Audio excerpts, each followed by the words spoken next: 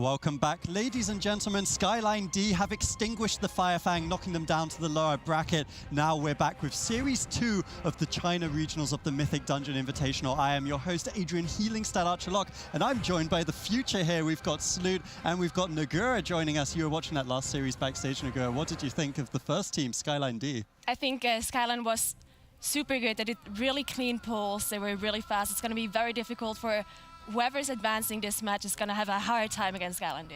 Yeah, of course. And of course, like you say, the first series has been completed, so we've got our semi-finalists there. But this series will decide which team is going up against them. And SKYLINE Top, of course, the sister team, one of the other SKYLINEs. We've got a few of them in this tournament looking to go up against their opposition here, go up against SKYLINE D. But they've got CBA. This is probably one of the closest matches we're expecting, right? This is 4th versus 5th in the China region. Both these teams playing very similar times. Not much to say. There are similar times. It's going to be really interesting. It's all going to come down to, honestly, I think what the loser's pick starts to be after Mauve Souls, because all the teams are just so well ironed in Mauve Souls. All it takes is that one slip, and the other team will take it no problem. So it's going to be about those counter picks and that third affix that we keep mentioning. Yeah, and of course, we've talked a little bit about the format. It's still best of 3. We have that double elimination, but it really does come down to, in that last series, we saw the character lock-ins were quite important. We saw Restoration Druids galore in that last one. No Holy Paladins. What did you think of the Restoration Druid picks, Nagura? I think Resto Druid does a lot of damage compared to Holy Paladin, but I think Holy Paladin is safer overall, and I think we're going to see Holy Paladin in this series. Okay, we're looking for some Holy Paladins then. Of course, once that first game has been locked in, we will expect to see the same characters played out throughout the entirety of the series. And affixes was the other big thing we wanted to talk about. Last time, we saw the kind of counter pick to the double rogue, still not really stopping SKYLINE D in their tracks. Anything we're expecting in this one?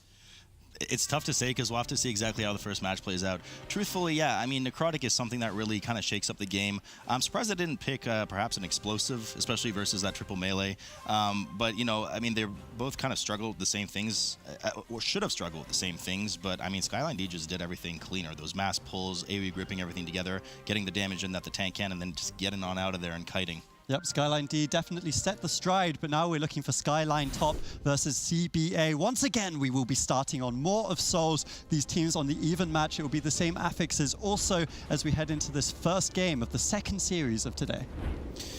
Here we are again, Mauve Souls. We've seen this dungeon many, many times in our time playing the Legion expansion. And I think right out the gate, you know, just like we were discussing with Jack in the previous years, we're probably going to see something pretty similar. They're going to hug the right side of that bridge, pull everything together, and I would expect both teams pull Imran as well with everything. Yes. It's going to be a very big pull here. I'm not sure if they're both going to pop Bloodlust. Some teams like keeping Bloodlust for the boat pull later on, but it seems like both teams are doing the same pull, yes. So as you mentioned, we actually do see 2 Holy Paladins on both sides, and I guess that's a safer pick, especially with this bursting affix to make sure that they can pre-immune if needed. But what kind of advantage would that bring over those Resto Druids into this sustained healing with these big packs? I think a Holy Paladin just brings more safety, more utility. They have more cooldowns. As you said, Bop is very, very good, especially in this big pull for melees, because it's very dangerous. They have a lot of cleave abilities, those trash mobs, so it's very difficult to stay alive as a melee, especially if you do those very big pulls, and it's very difficult to see. Both teams doing an excellent job here, really clean, no deaths so far. We're having a few dips on the tank, as to be expected with these kind of big pulls. Of course, both teams doing a good job to make sure that they get into the boss to spawn those skeletons, because those swirlies do spawn around players there. I mean, both teams, you know, neck and neck right now, in the 30s right now. They seem to be pulling just slightly ahead over for CBA. Yes, they're very, very close to each other. We see the comps are pretty similar. They have one range, double melee, both teams. We do see an arms warrior though, which is interesting. It is very interesting indeed, and we do have the Warlock, but again, no Windwalker monks. Yes. Really surprising to see. We're the Windwalkers. Yeah, they're somewhere in the wind. Now, of course, Imran about to fall on both sides. Actually, and this SKYLINE Top has indeed actually pulled ahead now. They will be getting ready as you see the Warlock. They're pre-positioning to make sure that they click that horn right away to save any precious second they can of getting downstairs in the boat. Yeah, it's going to be interesting to see how big the pulls are going to be in the boat. We saw some very big pulls coming out of SKYLINE D earlier in the series before. Let's see how big the pulls are going to be in this matchup. Now, of course, SKYLINE does not have the option of mass stealthing through some of this trash. They do not have a rogue available to them. We are seeing some of these bigger pulls, as we mentioned earlier. Now, a lot of dangerous mobs here, a lot of cleave damage that can go out onto the group, not to mention those barrels going out, of course, the quaking still going out on the group, and the tank getting absolutely nuked by some of those very sinister strikes from these mobs. The Swift Blades, of course, that do just an immense amount of damage. We saw the team earlier also pull the Mariner, which is an interesting pull that not many teams do. Let's see if they pull the Mariner as well, or if they're going to skip it. So we actually did have a death go down over on CBA's side. Their Hunter did plop down for a second. Back up immediately, of course. Once you reach this downstairs area of the ship, you do checkpoint at the cages, so easy for them to res and hold on to that battle res. Well done by them not to kind of lose their cool and immediately battle res. SKYLINE, of course, moving over after that pull, getting ready for the remainder of the ship. And, you know, CBA not doing a bad job. They did have that one death, but they're cleaning up the rest of the trash and will be trailing them in just a moment. Yeah, still very close. Now we see the Mariner here. Let's see how they're going to skip it or if they're actually going to pull it. I think they're going to skip it. We actually do have a death coming over on SKYLINE as well there. The Demon Hunter goes down, just reses, comes back up. We'll see in a moment if they're going to pull it. If they're going to pull it, they got to do it soon because he's about to patrol away in just a moment. The tank is setting up for it, so they do pull it indeed. Now, we discussed this earlier. The most dangerous mob in this entire dungeon by far. The tank, I believe, yes, a tank opting to pull everything to the side does proc that purg immediately. So what they did here, of course, for those at home, is they pulled those 3 dogs plus the Grime Lords, off to the side while the rest of the team safely ran upstairs. The tank sacrificed them themselves, and then they safely res them upstairs as to avoid that Grime Walker, which has a huge amount of HP. Yeah, CBA actually has a little bit of an advantage because they have a Hunter, and the Hunter can pull it to the side, and so the tank does not have to die, and to save some time because they can keep pulling while the Hunter is coming back. And we do know how precious those 5 seconds are from a death. Harboron, of course, now being pulled over from CBA, doing a well opening with them. Now, of course, we did see typically in the time trials that some of these teams would actually pull the 2 champions up to Harboron. We don't see that. From CBA, but SKYLINE Top seems to be doing just that. Now, this was problematic for Firefang in the last series as they kind of managed to not control them very well. Eventually, they did wipe. You do have to manage triple interrupts here. There are 2 champions with the fears, and of course, the ad that Harboron spawns that must be interrupted, else there is a massive amount of damage on the group.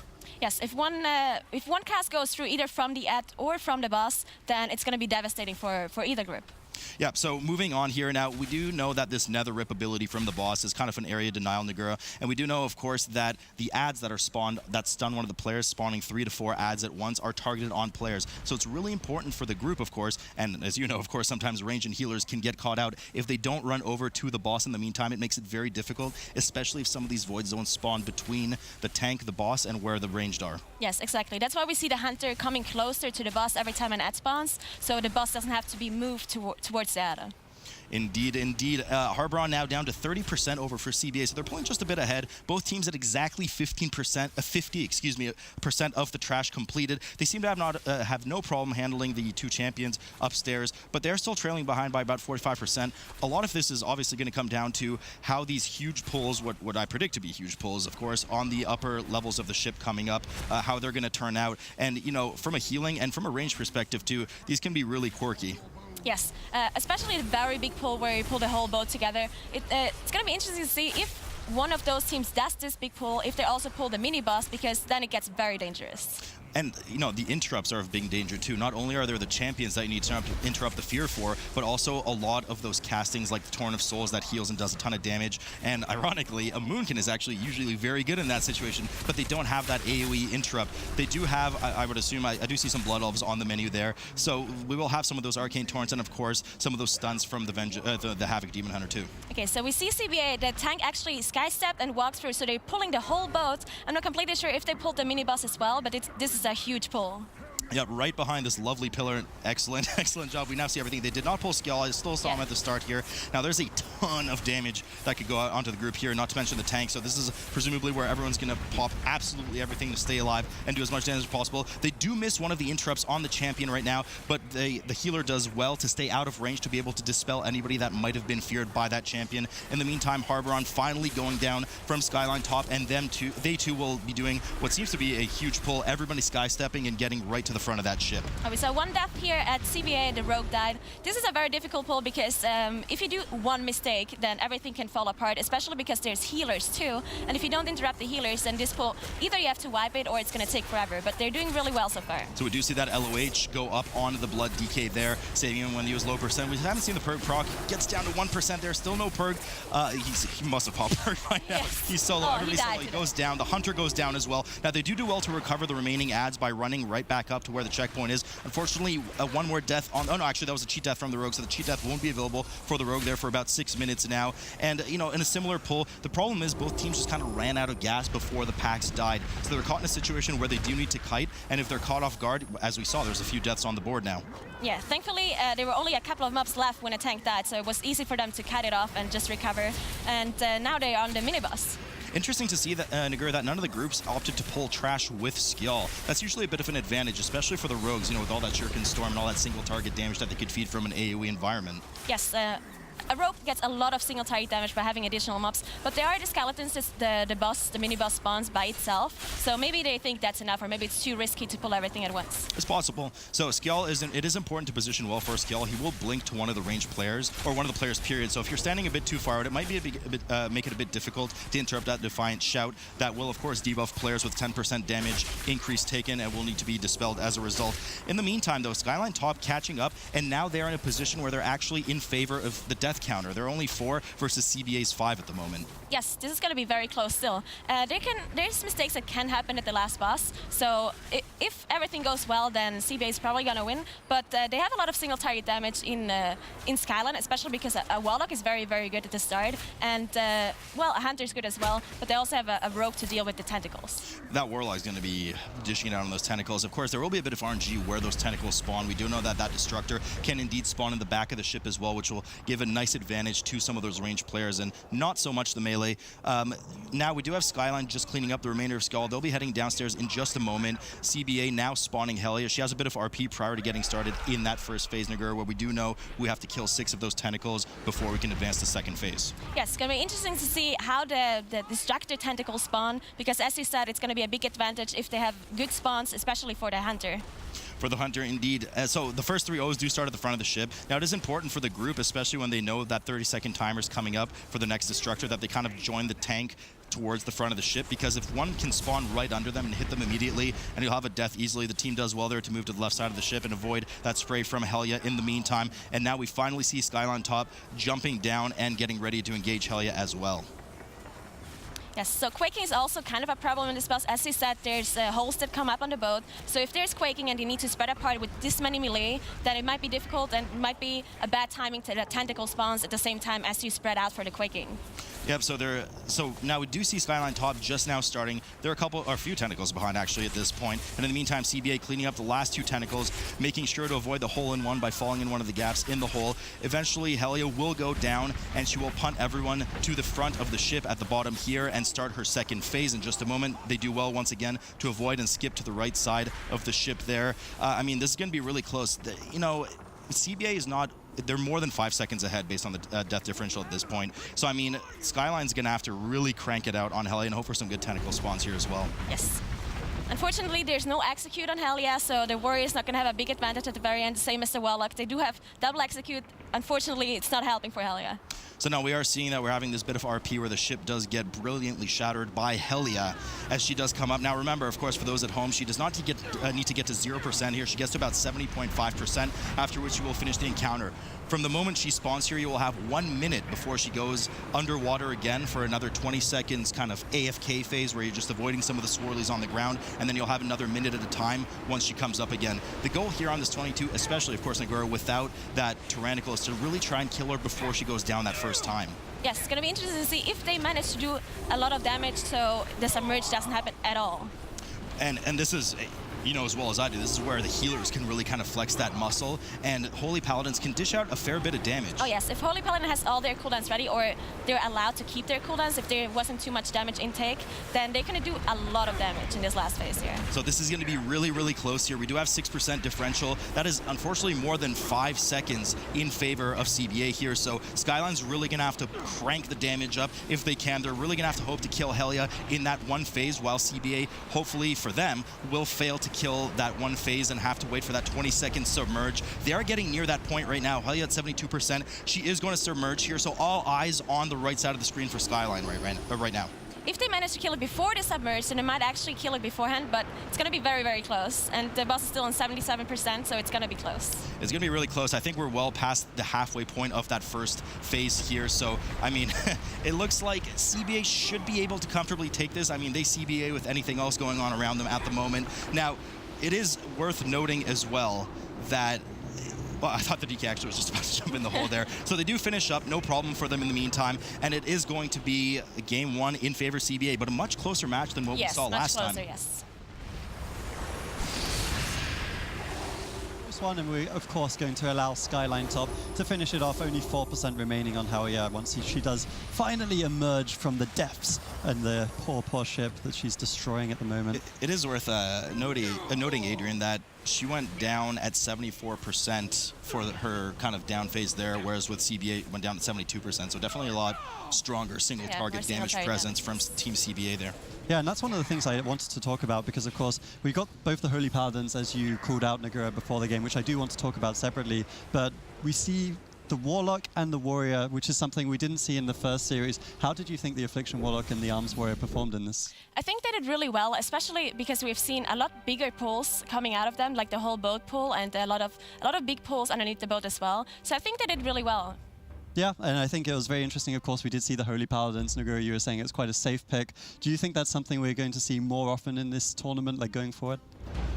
Ask me, or? Yeah, sure. I mean, I think we'll probably both say the same thing here, is if we're going to base it on time trials and a lot of what we see on live too, more often than not, you would expect Holy Paladin. Maybe not to the same extent that you're going to see, you know, Blood DKs versus other tanks, but we'll probably see a pretty high representation of Holy Paladins, would be my guess. Yeah, it just certainly seems that way. We've seen an even split so far between the teams where they do put their preferences. CBA wins that first one, 1-0. Of course, it's a best of 3, and now the loser advantages will come through with that map and the affix choices. But one of the things I did want to talk about that really stood out to me in this one is, I remember last year when we were doing the Mythic Dungeon Invitational, we saw a bunch of different pool paths, like teams more or less confident when it came to the ship, especially on More of Souls. But now we're seeing teams kind of trying to execute the same pools, and it's really coming down to who executes it better. But it seems like the strategies have been kind of like, they're similar for all the teams. Everyone has like a path they want to follow, which is the same, but it's just a question of who executes. Would you say that's fair? Yeah, definitely. We had all teams do similar pulls for sure. Some teams were a little bit slower in the big boat pull, like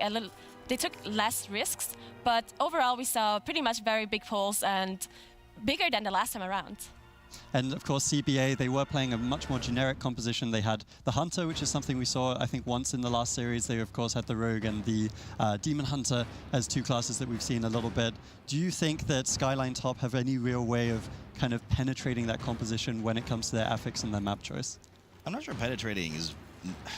Yes. I'm going to be interested to see it. You know, you always ask me this, Adrian. Yeah, it's a difficult one. I like to put you on the spot a little bit. No, it's fine. I will throw it right back to you. It's going to always, with this, it always comes down to, is it going to be comfort pick or is it going to be trying to throw a curveball? You know, with the last series, it was a bit tougher to throw a curveball to such a well-oiled machine as we talked about earlier. But the teams were so close together this time that, you know, especially, you know, as well as I do, in the books of having that Affliction Warlock, there's some affixes that are going to favor them more, you know, perhaps an explosive or something versus the other team.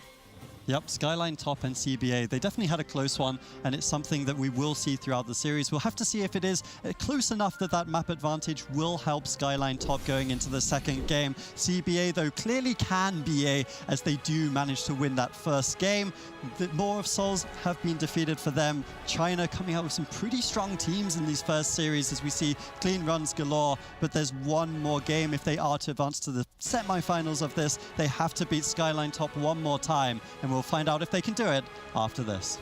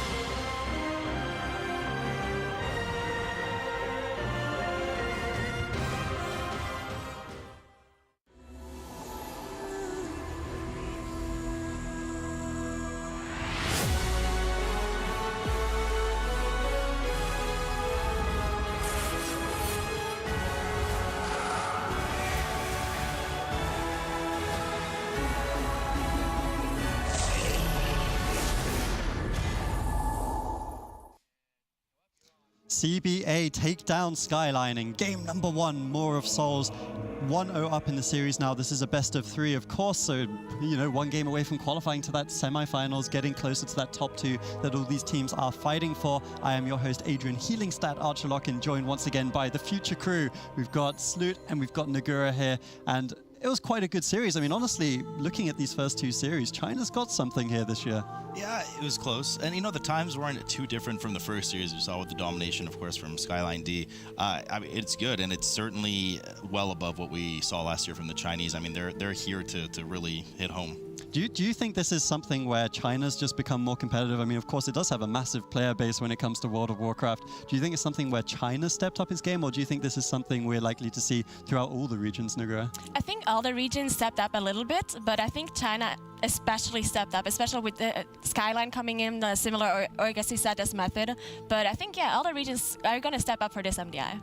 Yeah, definitely looking forward to it. In that case, of course, if you guys are joining us, it's different time zones. So if you're European or North American, you're probably either saying goodnight to us shortly in North America or hello to us if you're in Europe. But we will have regions that are definitely specified to your time zones. We've got the APAC region coming up next, and then Europe and North America over the next 4 weeks. We will determine our top 8 teams globally for that $100,000 prize pool at the end of it. $25,000 on the line today separately in this region of China. But we are in the middle of a series right now, CBA versus SKYLINE top, and of course one of the big things we should talk about is that kind of format. We've got the map pick and the affix pick coming up, and we've been saying like a few times already on this broadcast that it's very difficult to predict how these teams are going to go about it, just because there's so many additional variables this year. I think one of the biggest things to talk about, we kind of touched on it at the beginning of the show, is really how do these teams practice for this? You know, it was easier to practice last time because you had kind of set affixes and you knew you could run them for the semis or the quarters or whatever they were, and now we have, you know, you have the 2 set affixes. We know the dungeon, but you have 7 different affixes that could be chosen by the other team at the moment. So there's a lot of options, and I guess, Adrian, it looks like they've chosen EOA. Yep, I have a sure. It does seem to be highlighted on our brand new spanking broadcast package. Very happy about that. And I'm also hearing in my ear that Explosive is the affix coming out here. So do you think that's a little bit more of a comfort pick for these Holy Paladins, or do you think they are trying to counter the opposition? Holy Paladin is definitely very, very good to kill explosives, but I think they pick explosive because of the Warlock. I think a Warlock is very, very good at killing explosives. The other team does have a Hunter though, and the Hunter can go Beastmaster if they have trouble killing explosives, so that's an option for the other team as well. What's going to be interesting about this map is that there's so many different, I mean, there are so many different pull patterns. Obviously, we see some similar ones on live, but there are options to not do as much trash or pull a lot of smaller pulls, you know, with a lot of those Gilbins and some of the crabs too. And, you know, the game doesn't care how many mobs you pull and how much health they have. The more you have, the more of these explosive orbs are going to spawn, and that you'll have to handle them too. Yeah, the only thing I remember about this instance when I run it is that the seagulls are always pecking away at me, and it's really annoying. You love them? No, I don't. No, I think everyone hates the seagulls, right? But Eye of Ashara is something we didn't see too much last year. It was coming out as kind of like a specialist pick. So why do you think it is that SKYLINE top, who are running kind of an odd composition, they've got the Warrior as well as this Affliction Warlock that they locked in game 1. Do you think there's any way that this map specifically advantages them, Nagura? Yeah, I think especially the last boss is an execute boss, so it's very good for the Warrior and the Warlock. But one team does have a Rogue, and there's some pulls you can do with a Rogue where you just pull everything to the boss and you get a lot of single target damage from Shuriken Storm. So it's going to be interesting to see what they do if they have like some special pulls going on, because there's so many mobs in this dungeon, you can do a lot of different pulls. Yeah, and More of Souls is kind of the opposite to this dungeon, I like to think. Like, More of Souls is something where, I mean, we had the great grind at the start of Legion where everyone was running More of Souls to get their artifact power, and it's something that we've run as the starting map, not only for this MDI, but also for last year. Eye of Ashara is a little bit less tested, so where we saw the pulls coming out, and I'm actually hearing that we're ready to go into game right now, so I will disregard this point because we are going to find out momentarily, but I was just thinking, More of Souls, very easy pulls, very like straightforward, everyone's really got a grips of that. Eye of Ashara, we might see all kinds of different pool paths coming out here. It's going to be very interesting to see how these closely matched teams play out on this second map. So Nagura, I mean, you and I both know there's a lot of ways that everybody can kind of pull out the gate here, and pretty typical as we expect. They pull that first 4 Naga pack with some of the turtles leading right up to these huts. They're probably going to, here we go, of course, AoE grip everything together and cleave it down. Now, they do have to be careful with how much they do pull because, you know, there is a bit of RNG, which doesn't usually happen in Legion, of course, but there's a bit of RNG involved with those spawning orbs. Sometimes you get a lot, sometimes you get a little. So if they overpull, as you were alluding to, you know, it's great for the rogue. He can do a ton of damage, but if they're falling behind on orbs and wipe, then nobody's winning here. Yes, especially if you have trouble killing, if you don't have very good classes to deal with the explosives, you can be unlucky and have like 5 to 6 explosives spawn at the same time, and then it's going to be very difficult. As we said though, they have 2 Holy Paladins to deal with them, and Holy Paladin is very, very good. So it is worth noting as well that we actually do have bolstering on this map. So we have bolstering, explosive, and fortified. And of course, for those at home that are just tuning in now, not exactly sure what's going on, there's explosives. Some of these mobs will periodically spawn a big fell orb that if it's not killed will damage the entire party for 50% of their max HP. They can be LOS though, of course, in this open Eye of Ashara map. There's not too many places where they can line of sight. And of course, we do have bolstering. Every trash mob that dies will buff everything around it for 20% HP and damage. So you want to make sure that you're killing everything together. And it's also going to stop these teams from kind of pulling trash with the boss as well.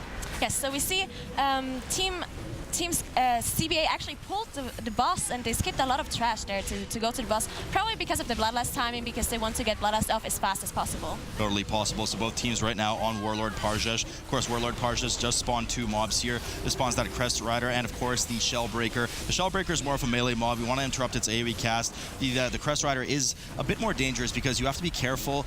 She does cast a heal after some time, so you want to make sure that you redirect, as they're doing here, the Impaling Spear from the boss into one of those 2 adds, meanwhile killing the other one. Typically, groups do kill the healer most of the time, as the melee one could easily just be kind of tagged along with the boss and DPS down.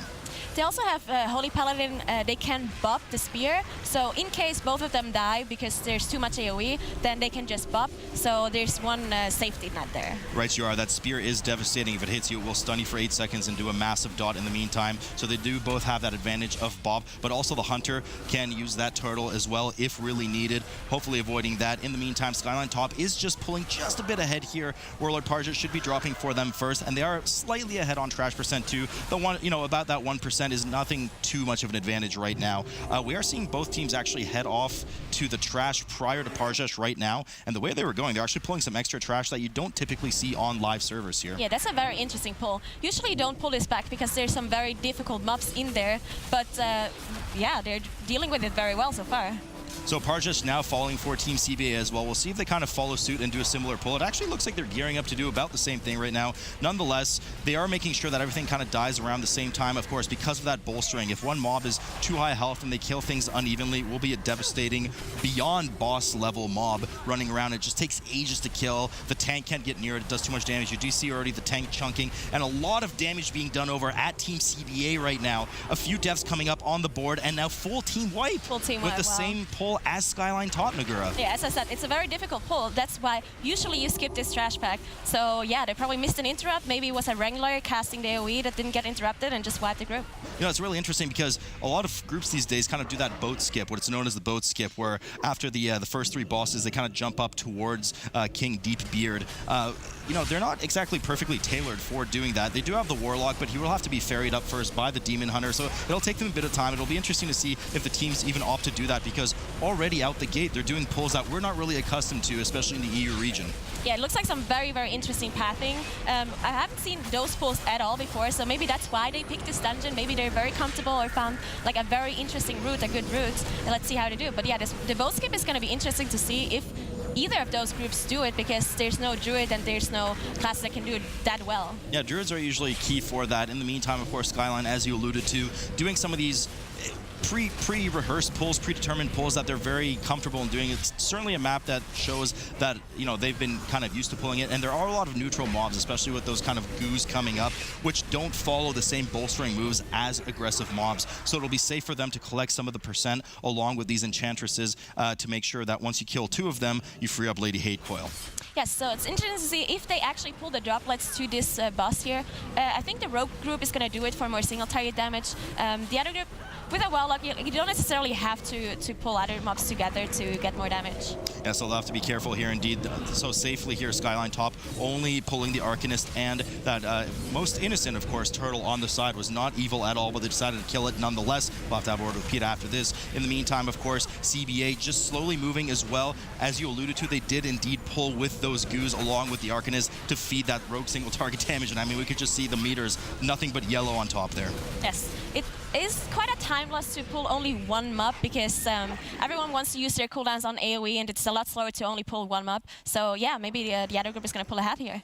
Now, we do know in this dungeon, of course, all of the first 4 bosses are variable in order. You can do whichever one you want first. You can only access the Wrath of Ashara, the final boss of the dungeon, once you kill the first 4. But a lot of teams here opt to actually skip Lady Hate Coil, deal with Serpentrix, and then kind of backtrack. And the reason they do that, of course, Nagura, is because of the wins. Yes, so the wins get triggered once you kill one of the second bosses. As you said, you can choose any boss, and afterwards the winds will come and the seagulls will fly down. So having the winds on Serpentrix is actually kind of a trouble because he does a poison spit, and depending on where the wind is going, it can hit faster or slower. So it might be difficult to have the winds on Serpentrix. Yeah, and it is important, of course, to note that those seagulls, we are not in a bay here. If we were, they would actually be called bagels, but we are out at sea, so they are seagulls indeed. Moving over towards actually the Serpentrix trash, which is what we alluded to earlier. Team CBA moving over there, pulling those really, really dangerous Hydras, have a huge amount of health too, so they're going to have to kind of baby pull with those to make sure that they don't bolster them, because exactly. If they pull a ton of crabs with that Hydra, we're going to have a bad situation. Yeah, usually there's some very, very big pulls where you pull a lot of small mobs together, some droplets and some goblins together, but it is very difficult with bolstering because if you don't kill everything at the exact same time, then you're going to have some very big goblins. So this is going to make for a really exciting time. We're actually seeing 2 different pull patterns here. We're seeing Team CBA rearing up to pull Serpentrix and clearing the trash around that boss. In the meantime, of course, Lady Hate Coil here being pulled by SKYLINE top. Now, Lady Hate Coil has a few notable things to watch out for. She does have that huge static shock that we just saw there. If you're not safely on one of those islands, you will be electrocuted and likely killed if you're not one of the tanks. And of course, we do have that kind of thunderstorm that hits the entire group that does a huge damage. It splashes onto everyone, and most importantly, if you're on one of the islands, you will actually clean the island out. So you want to make sure you're spread well for those. Yes, definitely. The higher the key, the more dangerous it's going to be. We saw them drop pretty low when the lightning came out, but they were all pretty safe. So no shock here, none of them die indeed. She also does spawn some of those goos that we saw in the trash. Now those can be countered in one of 2 ways. You can actually hold on to them in order to kind of buff some, for instance, like a rogue we were talking about. The rogue will want to hold on to them to do that extra single target damage on her. You can also use this curse that you're seeing, that frontal breath come out of players. Once that curse dissipates, it actually does a frontal cone that will kill those ads, but also blow away any of those little islands around.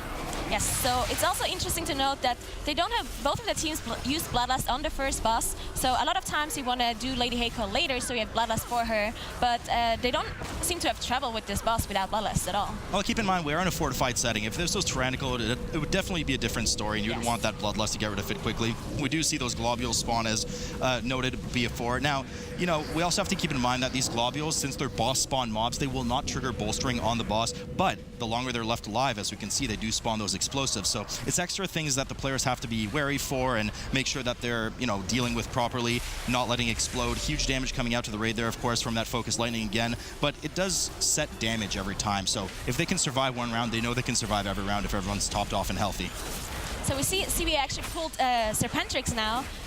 They probably used Bloodlust on this boss, we will see later on, but they're actually behind in trash, so they're 6% behind in enemy forces. Keep in mind, though, that's actually interesting because they pushed beyond. Yeah, exactly. They pushed beyond SKYLINE top, cleared some of that Serpentrix trash already, and they're still behind. So, but keep in mind, they also did not properly execute that last pro after Parshas. They actually ended up wiping on that, and it did not return to it. So we're gonna have to see how exactly they recover from that. Lady Hate Coil, of course, going down over on SKYLINE tops. They will be heading over to their Serpentrix trash as well. In the meantime, Serpentrix having kind of 2 transitions to the same phase at 66 and 33% respectively. He will, or she will, or it will go down and spawn 2 of these heads. The arcane one, of course, usually being the more dangerous one, as you know, because it does have that increasing nuke damage on one of the players. Yes, you do need to split up your damage to kill them at the same time and to have interrupts for both of the heads. But it is 45, so it usually should not be a big deal, even if one cast goes through. You just don't want to have multiple casts go through at the same time. So I would reckon that this is probably a boss that is more advantageous, you know, for the Warlock rather than some of the melee, right? They can kind of multi-dot the heads. The melee don't have to peel off the boss, etc. So they should be able to make up a bit of time here for SKYLINE top. Once they do manage to aggro it, in the meantime, they're still kind of cleaning out those Hydras. We're going on to the second transition here from CBA. The heads do respawn. You want to make sure you get back in range of Serpentrix, the green head, the main boss itself. Otherwise, it will keep casting that AoE spell that just does increasing damage to the party. So somebody, usually the tank, will have to get enraged. Huge hits coming up from the arcane head on the party as well.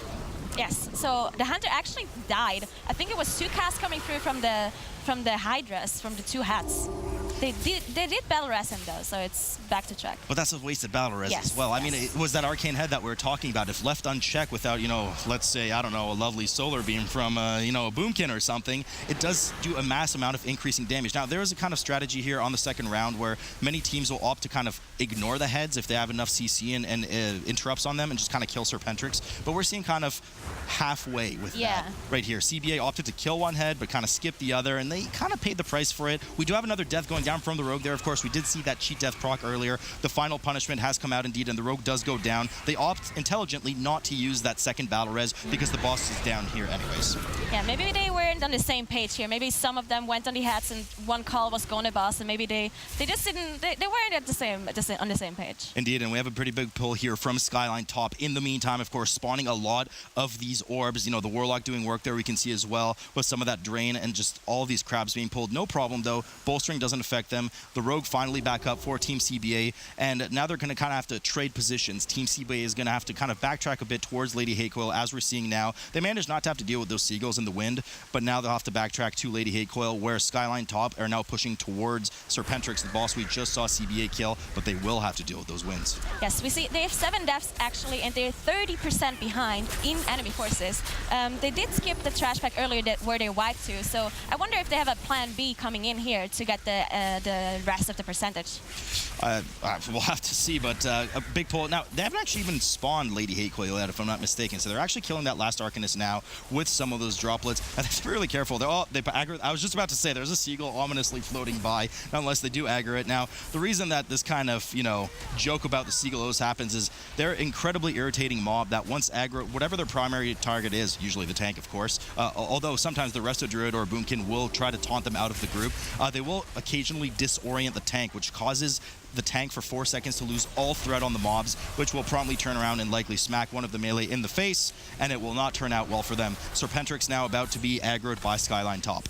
Yeah, so they're pulling Serpentrix. They have 89% of the trash, so they're almost done with trash, as they have to kill the 4 Nagas at the very end to spawn the last boss. And yeah, they're almost done. Then we'll see how they do the skip, actually, because I'm pretty sure they're not going to go through the tunnel because they have enough percentage already, so they're probably going to do the skip somehow. No, for sure. I mean, they're going to have to. I would assume they likely kind of kill that snail with the multi-dotting from the Warlock once they go up to King Deepbeard. But yeah, they're going to have to, I mean, they can do it. It'll just take them a bit of time. Yes. The Warlock, they'll probably have the DH ferry the Warlock up. The Warlock will put Warlock Portal down, open up the mount, and then port back up with the players nonetheless. So Serpentrix being worked on, of course, entering that first transition where we will see those 2 extra heads spawn the Arcane and the Fire. In the meantime, of course, Lady Hatecoil actually already quite low. A lot of that rogue damage, as we discussed earlier, they are opting to keep those adds alive for that extra single target damage buff from the rogue.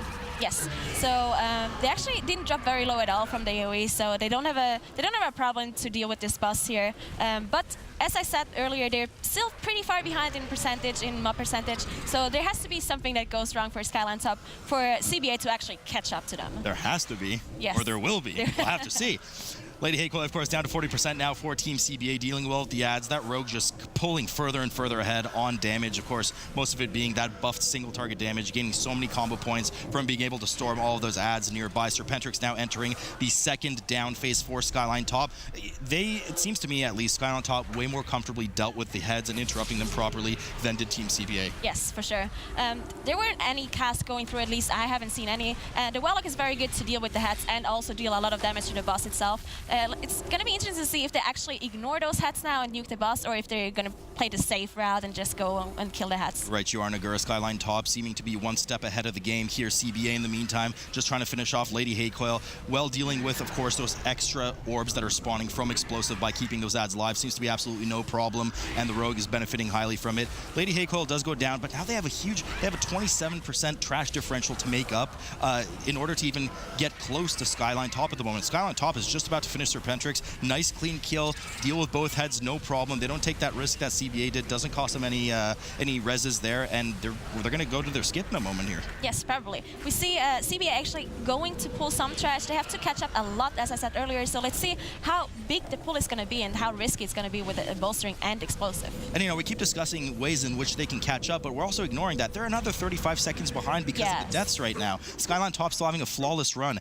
They finally down what they need to kill there with Serpentrix, and they're moving over to the skip, as we can see King Deepbeard ominously sitting there at the top. Fun fact, apparently, if I'm not mistaken, King Deepbeard is actually son of Morgrim Tidewalker, if I'm not mistaken, from SSC. I'll have to double check that. If that's not true, it wasn't me that said that, it was somebody else. But nonetheless, we do see the infamous boat skip here. So as you can see, the Demon Hunter does climb up right away.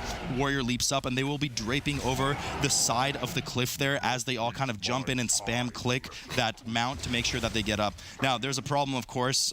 Some of them are more laterally challenged than others, and they're having difficulty jumping up the mountain. Nonetheless, they will get there in due time. All right, so they actually have Bloodlust ready at this point. Let's see if they actually use it on King Deepbeard or if they save it for the last boss. If they even ever get to King Deepbeard in the first place. The DK, of course, not being known well for mobility and certainly flexing their muscle in that regard there. They're doing as well as they can. And finally, they get in here in the meantime. CBA now dealing with a bunch of extra trash in that kind of forested area near Serpentrix, where there's one extra hider and a ton of extra crabs. But we do see another death come up from them in the meantime. Yeah, the Demon Hunter actually died. And as we all know, you spawn at the beginning of the dungeon if you release. And they probably don't want to waste a battle rest. Actually, they don't have a battle rest. And we see another death. So this is going to be very interesting. They might have to full wipe and actually piling up. Yeah, that's going to be rough. They do actually have one battle rest, if I'm not mistaken. But nonetheless, exactly as you said, the tank goes down now. This is getting really hairy, which I would know, of course. But now, the problem is here, they bolstered that Hydra so it's a very big much. Hydra. It was such a sloppy pull from them. That Hydra is going to destroy everyone. That's why the tank goes down. That Hydra does a very off GCD, unexpected nature hit on the tank on top of heavy melee, so the tank just dropped right away.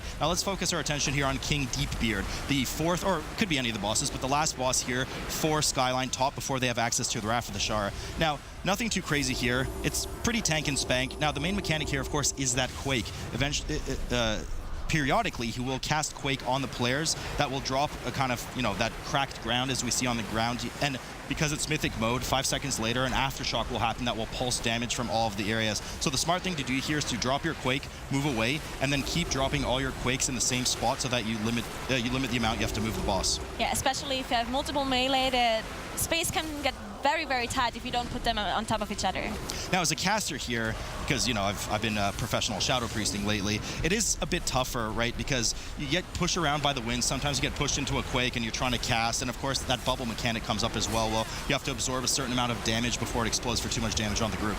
Yeah, we also saw they pulled the snail actually for the Warlock for multi-dotting, and they still need percentage as well. Yeah, so we have about, if I'm not mistaken, 8% from the 4 remaining mobs before Wrath of Shara. So as we alluded to earlier, really helps that Warlock multi-dotting that snail on the side, and they're likely going to finish it off to get to around that 92%. As you can see, they're piling up on that poor innocent snail there, having a gooey time. They're going to finish it off, get it to about 92% health, and they're going to round about and head off to the final boss. All right, so we see the other group still pretty far behind. They still need trash percentage, and yeah. Huge bolstering there as well. I think the size of the Gilbans, I mean, there's like boss size there, so they're really having some trouble with, you know, the dangerous thing with these, because these mass pulls on live are very popular, where you pull a ton of the crabs and the Gilbans. They all have similar health pools, but one misstep in terms of calculation, you kill 11 of them and one guy has, you know, 10% health. He's, you know, 10 stacks of bolster, whatever it may be. You're having boss size mobs. I mean, you could see their health pool there. It looks really small, but that's actually tens of millions of health. It's going to take them a while to chew through that. While in the meantime, of of course, pulling 2 mobs at a time, SKYLINE top, well dealing with the interrupts here, and you do have to kill all 4 of these mobs before getting access to Wrath of Ashara. Yeah, it is actually very risky to pull 2 Nagas at the same time, especially with 45, because you do need to interrupt a lot of their casts. And on top of that, there's also the Polymorph and the Arcane Swirly that needs to be dispelled by the healer. And it has a cooldown on the dispel, so it might be interesting to see. That's right. If 2 of them spawn more frequently than every 8 seconds, they're not going to be able to get that dispel off. Nonetheless, they do handle it well. They go on to the 3rd one. Now, this one also does that kind of AoE magic binding on the group here, which is nice to have a priest for, which we don't often see in Mythic Plus, but a priest is able to mass dispel this. Nonetheless, you know, you do have freedom from the paladin, pre-AMS, things like that, so they should be able to handle it pretty well. Warlocks are usually quite indestructible against things like that. There comes the Arcane Ball again. After this one, they move on to the 4th, and then to Wrath of Ashara. CBA, I mean, they're still dealing with some of the trash on the outskirts. They're still only at 88%. They're only now finally getting into the range where they can do their boat skip, kill that snail as well, and rear up. I mean, they're a good ways behind SKYLINE at the moment. Yeah, I think this one pull at the very start that didn't go so well, I think it actually threw them off quite a bit, because they couldn't try to pull again because they probably didn't have any cooldowns for it. So they had to try and get another route. Maybe they didn't have a plan and now they're just winging it. And they had to do some risky pulls to catch up, and yeah, it just didn't work. DH getting really low there, luckily manages to stay alive, not an extra 5 seconds on their timer. This should ideally line up to 100% for them. They're actually just a bit short. We'll have to keep an eye on that. There were some issues with some of the displays last year. I think has been fixed, so we'll have to keep an eye. Nonetheless, Ashara has now been pulled, and as you said, big advantage here. It's a purely execute boss. 20% below, that Affliction lock and that Warrior are going to have a good time here. Yeah, maybe the healer might actually pull an extra neutral for the wall up here to get the last percentage, or maybe it's 100%, maybe it's a bug. We'll see. It's possible. So a few abilities to watch out for here. Of course, we did see that huge kind of water zone go down. That's a tank ability. Everyone needs to get out of that. After which we kind of have this combined split damage group ability. Now, it is physical damage, so you can actually bop or immune or, you know, go out by yourself if you can survive it. Otherwise, the group needs to split it, and it does hit for percentage HP. So things like Vamp Blood actually maybe aren't always the best idea for the Blood DK. A bunch more healing that has to be done. Nonetheless, they survive it, no problem. As this fight goes on, especially at 10% as we're seeing here, he will spawn more storms and more waves and make the entire area much more difficult to maneuver, especially as a caster or healer. Yeah, especially as a caster. We see the Warrior do an insane amount of damage here in this execute boss. The boss is dropping very low, very, very fast. I mean, he is just warm butter. They're cutting through him like warm butter. Deep Beard, of course, has been pulled for CBA. We'll keep an eye on that. He's around in the mid-50s%. They should be able to get that down soon and move their way. I mean, it's going to take an absolute miracle for CBA to win this. SKYLINE Top's going to need to somehow wipe here or throw the game, but they have 3 battle reses under their belt. At this point, they could just sacrifice people for that split damage as well. Yeah, so we see CBA. I mean, they tried, but yeah, it was a very good map pick by SKYLINE Top. So yeah, they dominated. Yeah, I mean, you could tell this very clean. You could tell this was just a very well-rehearsed map for this team. Yes, some very good routes, very nice pull, especially the pull after the first boss was very impressive that they pulled it off. So now they did indeed have just a bit of trash to do as they immediately run off, but it should take just a moment for them to clean that up. And it looks like we have a tie on our hands here with the 1-1. They're still working on Deep Beard, but I mean, they're substantially behind, not to mention 50 seconds in terms of deaths. Yes. Well, I think they did a slight miscalculation with the percentage there. So it wasn't 100% clean, but it was almost 100%. I think they were just trying to throw us off. Oh, yeah. They knew we didn't know what was going on. Nonetheless, they're cleaning up that. I'm not sure why they opted to pull one of the higher health mobs, but nonetheless, they'll be cleaning it up. And just a moment, there we go. We have the series tied at 1 apiece. Yep, every single question I had was, wow, what a perfect run coming out of SKYLINE Top. So they threw me off at the end there with that last little mod, but obviously a very dominant performance in what has been honestly a very close series. Very happy we've got this double elimination format, so we won't have to say goodbye to either of these teams just yet in this next game, but 1-1 tied up, and I was very impressed by SKYLINE Top. I thought that was a nice pocket pick, well prepared, and they seem to execute it flawlessly.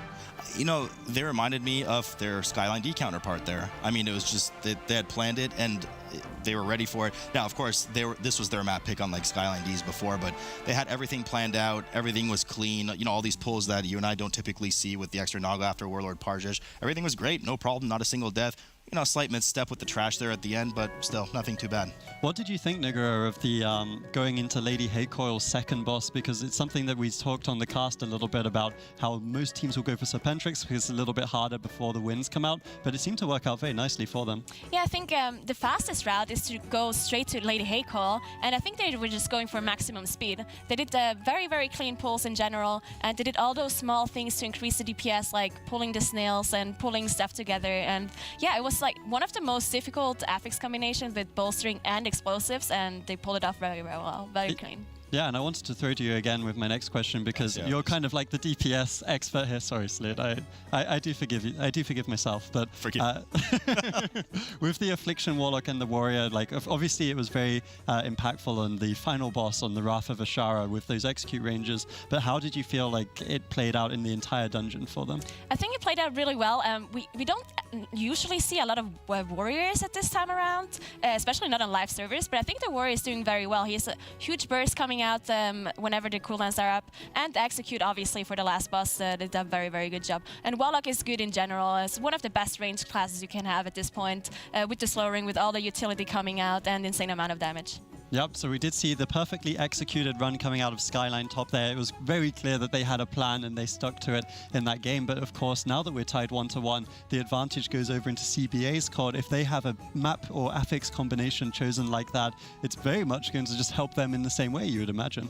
I mean, based on the two series we've seen, it could go both ways, right? I mean, the loser map pick there succeeded for the loser from the first map, and in the previous series, SKYLINE D just dominated the whole way through. So we're going to have to see if the SKYLINE hot counterpart to SKYLINE D is going to win it up here on the third loser map. Yep, we will have to see, but we are tied 1-1 in this series right now. SKYLINE top coming out in that one. It's been a very close series and honestly been very impressed by China so far, but SKYLINE top will not go down without a fight. They bring out their pre-prepared pocket pick and unleash the Wrath of Ashara upon CBA. Now CBA are up against it. Join us after this break to see as the race continues. Will CBA be able to overturn it, or will it be a SKYLINE affair in the semi-finals?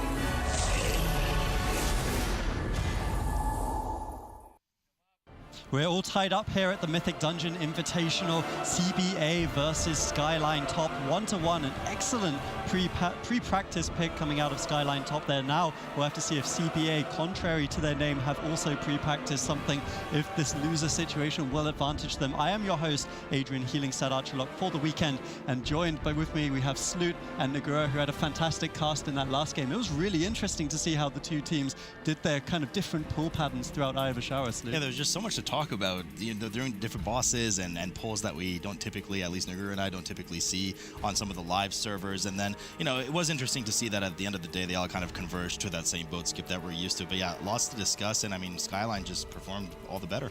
Yeah, it was excellent to see. I really like seeing that pre-preparation coming out, really talking about the competitive nature of China as a region. We saw that in that last map. It sounds like we do have the map ready, and I'm hearing that the affix choice is also Grievous coming out of CBA here, Vault of the Warden. So interesting stuff. We're seeing different maps, different affixes coming out of all of these teams. Nagura, what do you think about this coming out of CBA? I think Vault of the Wardens is not specifically a dungeon that favors a certain team comp. We will see how it goes, but Vault doesn't have, like, it has a lot of bosses there, so single target damage is going to be very, very good on in that dungeon. Yeah, it's something we'll have to see how it does come out, because of course CBA, they have kind of like one of these generic compositions we were expecting, running that double melee, running the rogue, running the demon hunter. No windwalkers yet though. Is that something that surprises you, Slade? Based on what we're used to seeing, yes. But I mean, these teams are performing up to snuff nonetheless. So, you know, we keep saying it. They're making these comps work for them, and it's working well. In Volt here, it's going to be really interesting because Nagura, she's absolutely right. 5 bosses here, so lots of single target to do. But also some of the most notoriously dangerous trash in the game coming up to that first boss. We have that mini boss, you know, the Warglaves, and there's just a ton of damage. And we are in a fortified setting here, along with the Grievous, and if I'm not mistaken, Volcanic as well. So that trash is going to be really, really dangerous. We're going to have to see how the groups handle it.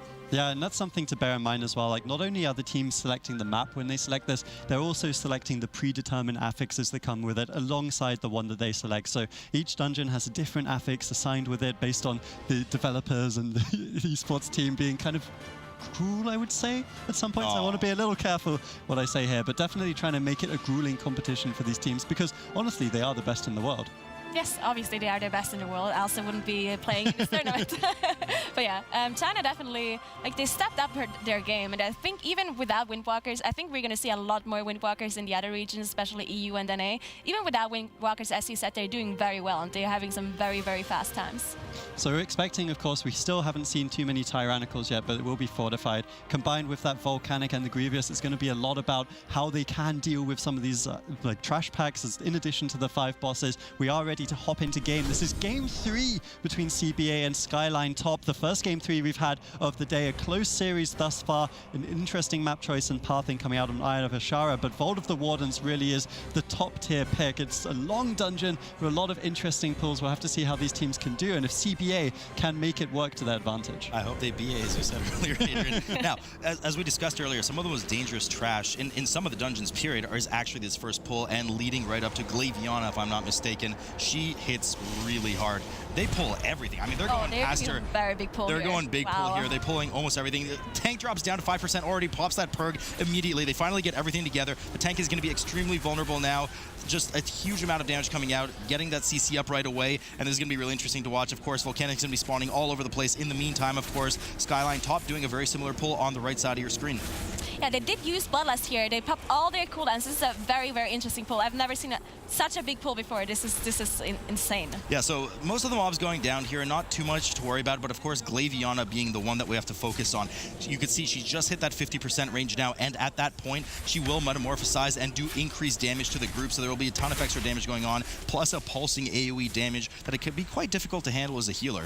Yeah, especially on top, there's Grievous too, so the AoE does a lot of damage, and on top of Grievous, it's going to be very interesting to see if the Holy Paladin can keep them up, but it doesn't seem to be a big problem for them. They're actually pretty high on HP. Yeah, no problem there. Of course, for those at home, Grievous is an increasing stack up to 5 when you're below 90% HP. That will get progressively harder and harder to heal. So it's important for the healer to keep everybody well and topped. And the tank dipping kind of low there for Team CBA. Perg has already been proc there. Of course, no Perg proc for SKYLINE top. So we do have a bit of extra vulnerability, if you will, for Team CBA. Nonetheless, both teams now moving up, pulling that little packs, the kind of of little mob packs before the one last final pull before we see that first boss. It's going to be interesting to see if they actually skip the trash in this hallway here. On live servers, people do that because there's trash later on that is more efficient to pull, and this one is just very, very hard. Right, you are. And of course, we do have the Fell Gaze in this pack, and of course, some of those lethal casts that need to be interrupted. They don't care, though. They're going right in. They're going to pull everything. Now, the Fell Gaze is one that I just did mention a moment ago. It has to be interrupted, and you can only hard interrupt it. You cannot kick it. So you have to displace, grip, disorient, whatever it may be. We do see excellent there. We do have that CC on it because it does spin in a circle, and pretty much anything that comes into contact with it will die. Yeah, so we see they actually pulled the patrol and the trash group in front of the boss together. The other team actually chose to skip it. Oh, but they actually don't manage to skip properly, so they do waste their shroud there. The DH getting a bit too overzealous and does end up accidentally pulling the pack there. They will have to deal with it. They opt to also use the battle res on the Demon Hunter because we just discussed how dangerous this fortified, trash can be. Nonetheless, of course, Tirathon now the first boss being pulled by SKYLINE top in the meantime. You know, notables about this boss, there are 3 phases. He will transform into a Vengeance form with big and spiky and mean, and of course a Havoc form after with the Warglaives, which makes absolutely no sense because he throws the Warglaives away earlier and somehow pulls out a second set. Nonetheless, during those phases, we'll see some different abilities come up, but the main thing, of course, is that once he throws those glaives, as we've now seen Nagura, they will start to kind of circle around the room, and it's really important to pre-position properly as a caster and as a healer so you can maximize your uptime. Exactly. The further you walk towards the pre-position is very important, especially for the caster, so you don't have to move at the very end. Also, later on, there's going to be an I-beam that you need to dodge, and if there's the I-beam to the left of the side and the other line on the other side, you might get in trouble. So the Warlock, of course, cheesing there a bit, pre-positioning their Warlock portal so they don't have to kind of play ring around the Rosie in the well in the middle. Now, we do. It's funny, I was actually about to comment, the tank mechanic here is that you want to make sure during Dark Strikes that you have your active mitigation up, otherwise the boss will gain an absorb shield, you know, obviously slowing you down, you have to chew through that. And as a DK, it's usually not too hard to do. Must have mistimed their Death Strike there, and the boss did indeed gain a bit of a shield there. Nothing too bad, though, they managed to chew through it. As we do see now, though, the ads are starting to pile up. You want to make sure that you interrupt and CC those Fell Furies as they come up. Yeah, we see the Warlock actually is not running Cephus Secret. I don't see any of the mobs banished. Usually Warlocks would run Cephus and just banish a mob throughout the whole fight, proc their Cephus on cooldown. Yeah, so we're seeing a similar trash percentage here from the 2 teams. Of course, that extra 2% for SKYLINE right now coming from just some of those little extraneous mobs on the side that aren't too hard to deal with, but of course don't reward you with much percent. But they are well ahead on Tirathon, not to mention that they have their battle res available and they're, you know, free of any deaths right now, so that's another plus 5 seconds for them. So now there's a bunch of extra damage coming up here from Tirathon right now as he has entered his final form in the Havoc form. Actually saw the Doomguard die here to the I-beam. Was mispositioned. He was doomed from the start. Nonetheless, Tirathon about to fall here in just a moment for SKYLINE top. And, you know, let's talk a bit about this pull coming up right after the boss dies. So you can go left or right here, and at the very edge, the middle of the end of the hall, there's that kind of huge imp mother, which, you know, interestingly enough, was actually designed around my great aunt in certain of her skin, but nonetheless, I told them not to do it. Now, usually the tank goes around one side with the group, and you'll actually have a DPS or whoever can do it without dying go around the other side so that you can kind of group all of these imps up together and get that extra percent. And I know typically you usually do that as a boomkin. Yes, as a druid, you just need some sort of speed buff, and druid also. Oh, we see one death here. The healer actually died. Team CBA. That's not good, but I think they'll be able to pull off the kill here. Now, there is Grievous on top of the pulsing AoE damage in this last phase. It's going to be really sketchy. The Rogue still hasn't proc Cheat Death. There's the Cheat Death proc right now. They saw the Rogue, the Demon Hunter alive, and they do manage to pull it off, but that's an extra 2 deaths plus Cheat Death gone for the Rogue. They will now, of course, be pulling the imps in the hall, whereas, of course, SKYLINE top is already well ahead. They're dealing with the Imp Mother and about to go down in the elevator. Yes, so the Imp Mother has one ability where she throws her hand in the air, and she actually does not have a cast time where you have to pre-move the green pools on the floor. Actually might get in trouble, but they did very well there. She does throw her hand up in the air just like she doesn't care indeed. Now, going down here in the elevator, oftentimes we see groups, I mean, typically on live, people just kind of, you know, hang out a bit and wait for the elevator. Most teams running, speed running, will actually pop an Avalanche Potion to go down as quickly as they can, and of course pull everybody's favorite boss, Inquisitor Tormentum. Yeah, we'll see. They also pull some Defilers here on the side. There's 2 different kind of dogs here, Defilers and Scorchers. You do want to pull the Defilers. You do not want to pull the Scorchers because as they die, they actually have an explosion on the whole group. So yeah, we see them pulling some Defilers, getting some enemy forces done here. And it is fortified, not to mention. Yeah, so it's quite a bit of extra damage. Now, there's 2 ways to typically deal with Inquisitor Tormentum. one of them is that at 70 and 40%, he will blink to one of the 4 corners of the room and spawn some of the trash mobs that we've seen in previous expansions that will have different abilities. Now, you have one of 2 options. One is to chase the boss to that corner. The other, of course, is to kind of lead the boss up the stairs here and, you know, line of sight and wait for the mobs to come to you. With both teams having DKs, nonetheless blood DKs, I would assume, and of course they are here indeed, following the boss to that area because they can easily group the mobs up together on top of the boss. Yes, there's some trouble when you line of sight at the end because it takes a while for the mobs to actually come up, and some mobs actually don't move at all. Even if you line of sight, just they don't care. Now, I would say, Nagura, this is probably one of the more dangerous corners here because we do have that Fellor that kind of drops aggro, runs out, stuns people, knocks them up, and if you let one of those seeds from the Warlock go out, it does a devastating amount of damage on the group. Yeah, the Fellor actually does always charge at the furthest target away, so they can actually predetermine who is getting charged on, and it's probably going to be the Holy Paladin. I'd assume they stay out indeed. And as you can see, we do have those kind of swirly beams shooting at the players randomly. If you're not facing that beam from that Tormented Eye, on the wherever it actually may be, around the middle of the area, then you will be disoriented for a few seconds. And should the tank get disoriented, the mobs will actually drop aggro for that time and end up smacking one of the other players. Yeah, it's definitely interesting to see that the other group chose to line of sight and do the other strat. That's really weird to me, especially with the blood DK. For most of these doors, you don't need the AoE grip, especially with the Mogu door, which actually we're not going to see today. But even if it's stationary mobs, you can grip one of the Fra mobs on top of the other one. So the problem, I mean, there's innately no real problem with this strat, but it is a bit slower because you have to wait for the mobs to come to you. Nonetheless, they're doing it fine, no problem. CBA chewing through Tormentum. They're about to hit their second set of jail as well. In the meantime, 26% for SKYLINE top, dealing with that last the last set of mobs that come up there, and they should be able to finish them off quickly and start moving on to what could be one of either bosses, either Ash Golem or Lord Glazier. Yeah, it's going to be interesting to see which boss they choose because Bloodlust is going to come up soon, and yeah, depending on which route they choose, the Bloodlust is going to help a lot. And we see the trash percentage, CBA is actually slightly ahead, and they're not too far behind in the boss percentage either, so they managed to catch up quite a bit after failing the skip and after having some deaths on the first boss. Another death on top of it for the Demon Hunter there. I mean, these add up, Nagura. Yeah. That's already 20 seconds on top of the fact that they're slightly behind in the meantime. They don't have a battle rest, so they're going to have to deal with the rest of this boss 4-manning, which they'll likely be able to do it, although those mobs are still alive, so we have to be careful with that. But it's just going to take them that much longer to kill. In the meantime, another death going down for the healer there, and that's going to spell certain doom in just a moment. Rogues goes down as well. I mean, look, the thing is, a Blood DK can stay alive on this for a long time, but is it worth it? Absolutely not. It's going to take them ages. So they're going to wipe it right up, and in the meantime, SKYLINE already moving ahead to the trash on the side. It was so close, and now they wiped. Feels bad.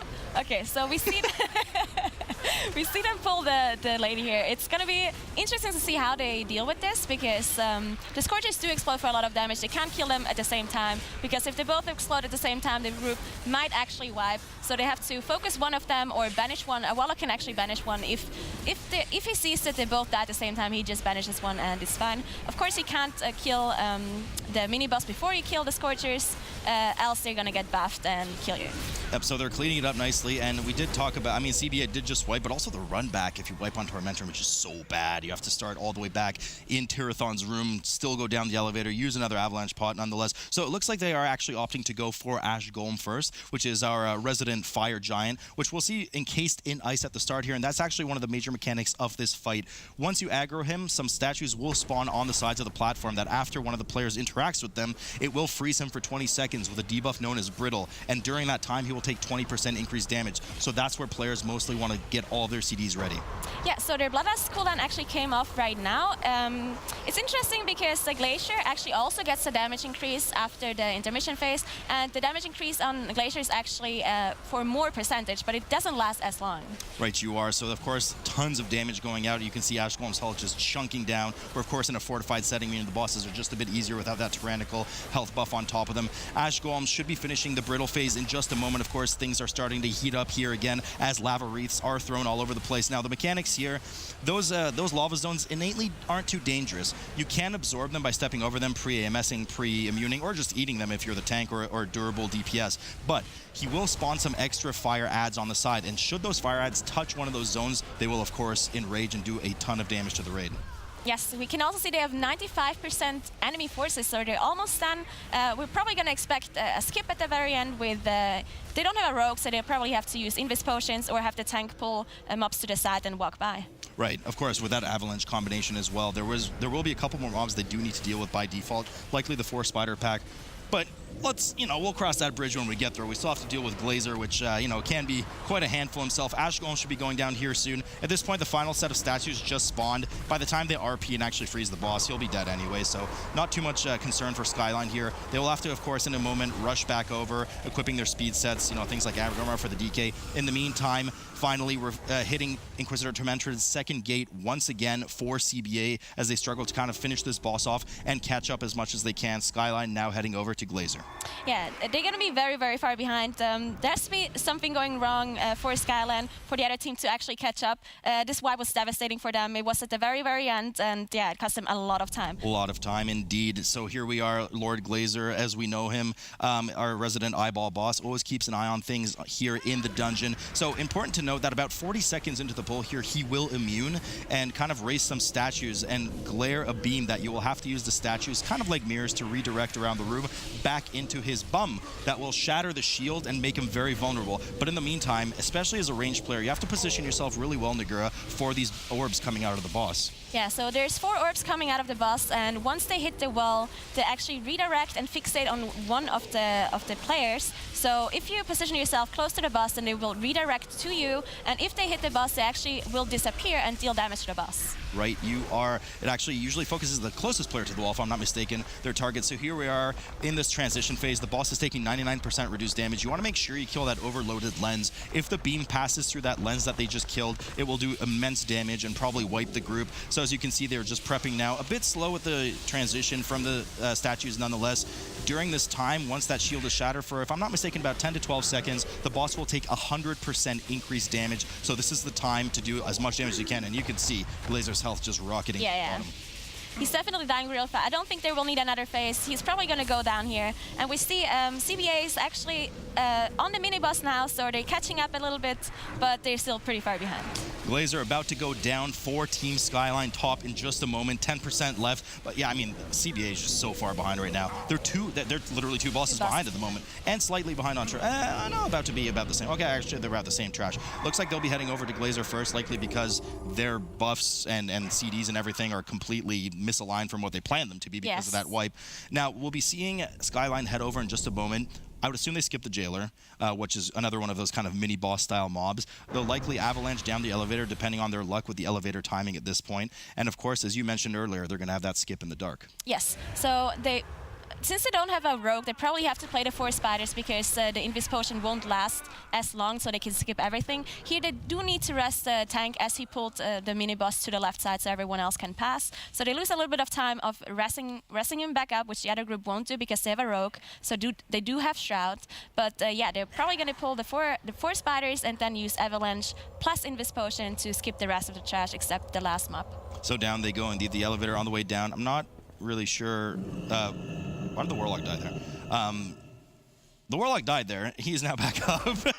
They're at the bottom. The Demon Hunter, of course, because they can glide, goes safely to the bottom, grabs the light ahead of time in order to pre-prepare it for the team coming back up. The tank typically, of course, grabs the light. They will kill this first 4-pack of spiders. It just makes life easier, plus they need that extra percentage. Now, after this, as you mentioned, they will do a combination of Invis potting and Avalanche potioning past all of the trash to the last mandatory mob that they need to kill in order to open the door to Cordana. Yes, so we see the other group is actually in Glacier now. They're, as I said, still 2 bosses behind, so it's going to be a struggle for them to catch up. There's not too many things that can happen to SKYLINE here, unless they fail a skip. I've saw it happen a couple of times that people either didn't use Avalanche, or they got too close to the mobs, or they used an ability and they got out of stealth. It can be very difficult to do the skip if you do something wrong. That's very true, especially if you accidentally, those spider webs on the bottom do damage to you, so if you pop them at the wrong time, especially if you're too close to one of the mobs, you're going to get in trouble. Nonetheless, they seem to be no problem here. They get through it quite well, grab the Broodmother, and they're going to bring her right over to that final door before the final boss, Cordana, which is, of course, also the remaining 3% that they need, perfectly calculated ahead of time. In the meantime, Glazier going down quite clean for Team CBA, no problem. They're rushing over now to Ash Golem, but they're substantially behind. Yes, so they're focusing the one mob here. As he dies, the door actually opens. They still have to finish off the Broodmother, but the healer can go through and trigger the event in the meantime as there is some RP. Yeah, that does take a bit for Cordana to spawn indeed. 99% should have hit 100 in just a moment for the remaining trash. Now, Cordana herself, a bit of a long fight, not too difficult. well, not too difficult as long as it's not tyrannical right now. So they will need to kind of play with this light mechanic. You don't want to be left alone in the dark here. So once she spawns, she will have kind of two transition phases. At 75%, she will spawn an image of herself, and she herself will disappear, and you will have to kill that image in order to retrieve the light and get her out of stealth. And then at 40%, she will immune herself and kind of cast four image walls that will go through randomly in the stage, and players will have to find the gap in that wall to go to safety. Yeah, and you can only see the walls if you have this light, else they're in darkness. So the player who has the light actually has to be very smart and lead the group through the walls.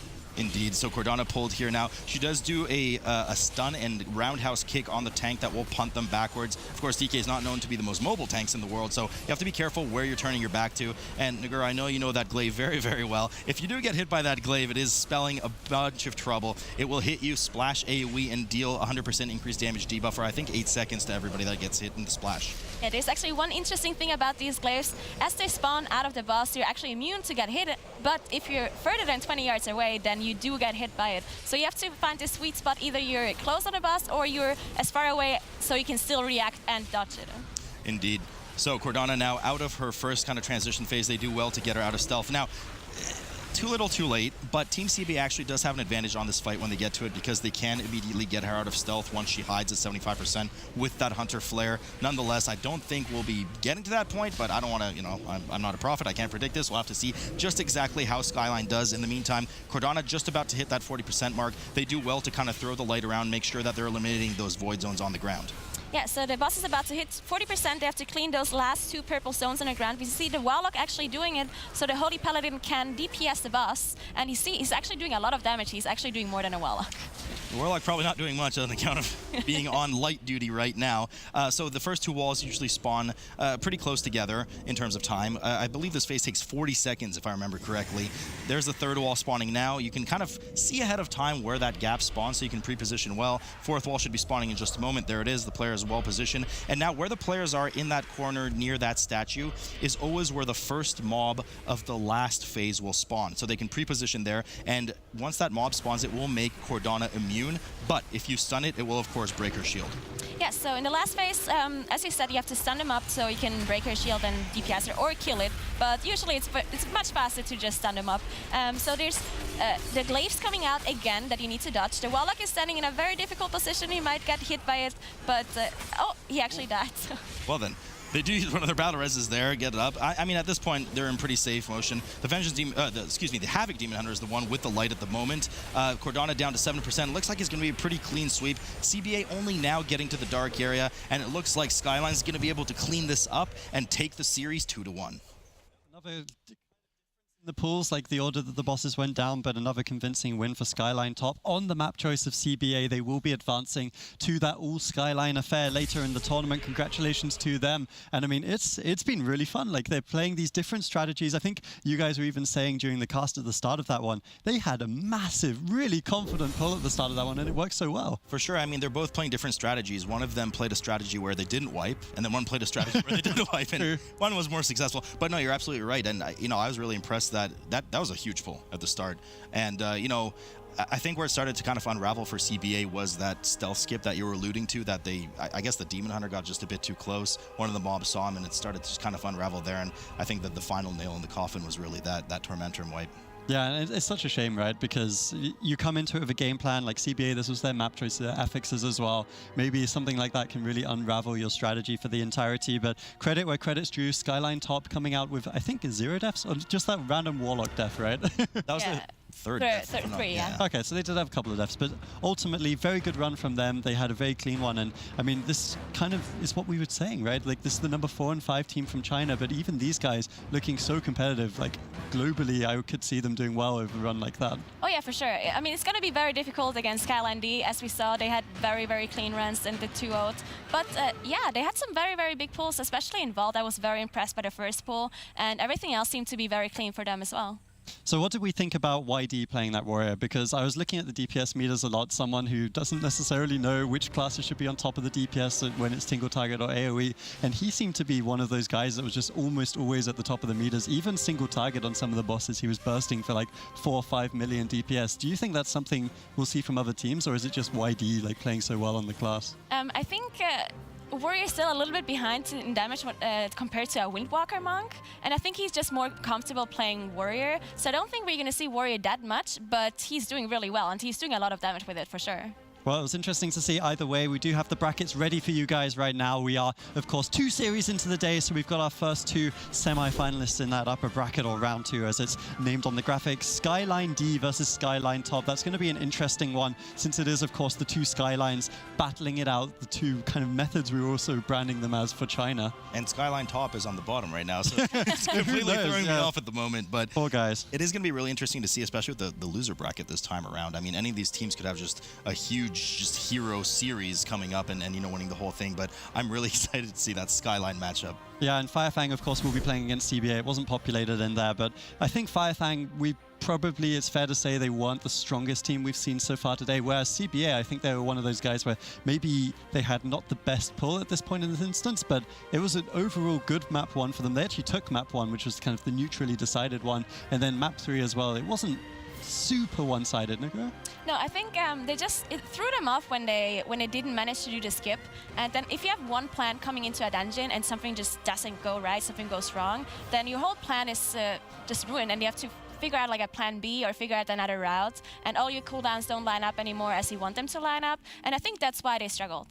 Yep, well, I think we'll have to see how they do progress further in the tournament. Of course, the goal for these teams is to get to that top 2. They want to get to the global finals. Both the SKYLINE teams are just 2 series away from doing that. The winner, of course, of their match will only be 1 game away. Completing the worst sweep, we do have the reverse sweep completed by SKYLINE Top, and it will be an all-SKYLINE affair later. But now we're moving on to some of the more fun teams in the competition. We've got no healer against Ying Ying Ying. I'm sorry, Jack, if there's no healer in this next one.